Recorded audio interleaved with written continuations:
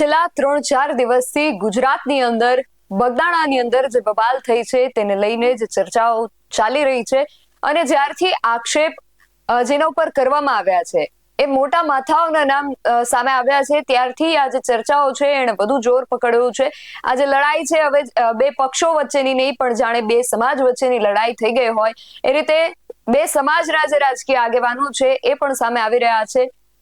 રાજકીય અને સામાજિક જેટલા પણ આગેવાનો છે એ આ મામલાને લઈને પોતાની જે પ્રતિક્રિયાઓ છે, પોતાનું જે મંતવ્ય છે, એમના જે પ્રશ્નો છે એ મીડિયા સમક્ષ રજૂ કરી રહ્યા છે। ત્યારે ગારિયાધારના આમ આદમી પાર્ટીના ધારાસભ્ય સુધીર વાઘાણી પણ હવે સામે આવ્યા છે અને તેમણે પણ આ બાબતને લઈને પોતાની પ્રતિક્રિયા આપી છે। શું કહી રહ્યા છે સુધીર વાઘાણી, બધી જ વિગતો મેળવ્યા અહેવાલમાં। જય હિન્દ, BSI ટીવી ન્યૂઝ પર આપની સાથે હું છું નિધિ ગઢવી।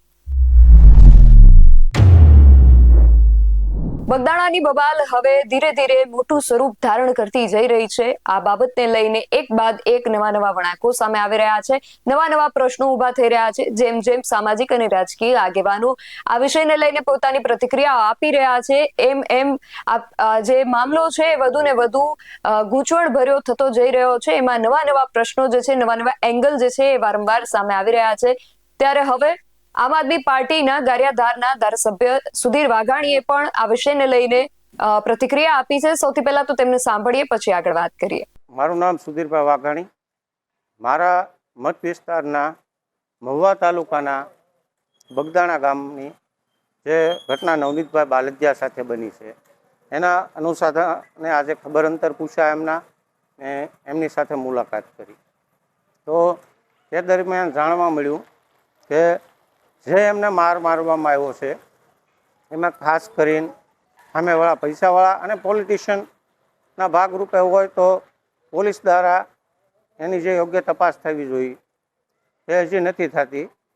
કે જે મુખ્ય આરોપી લગન આજે 7મા દિવસે 6ઠા દિવસે પણ પોલીસ પહોંચી શકી નથી, જે સ્પષ્ટપણે જણાવે છે।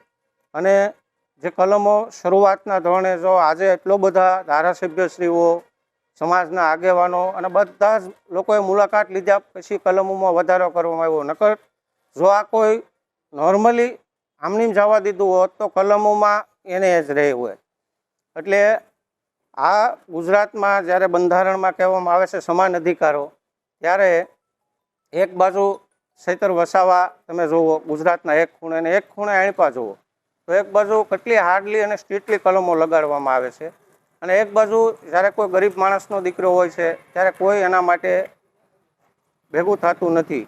કોઈ પણ સંસ્થા કે કોઈ પણ સંવિધાન એટલી બધું લેતું નથી સિરિયસ।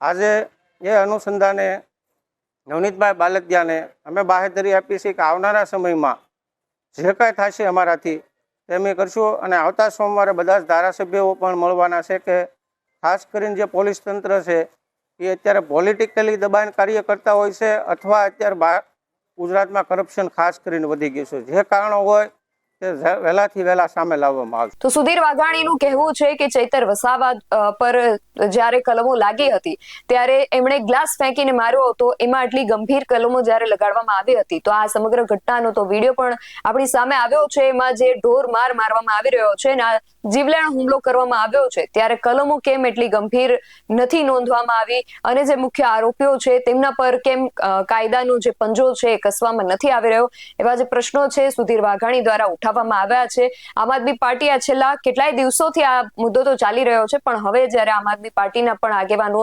રહીને જાગ્યા છે પરંતુ એમની આ જે પ્રતિક્રિયા સામે આવી છે એમણે જે પ્રશ્નો ઉભો કર્યો છે તેને લઈને તમારું શું માનવું છે અમને કમેન્ટ કરીને ચોક્કસથી જણાવજો। આવા જ વધુ અહેવાલો સાથે મળતા રહીશું। તમે અમારી YouTube ચેનલને સબસ્ક્રાઇબ કરવાનું અને એમને Facebook અને Instagram પર ફોલો કરવાનું ભૂલશો નહીં। બાકી નવી અપડેટ્સ માટે આપ જોતા રહો BSI ટીવી ન્યૂઝ। નમસ્કાર।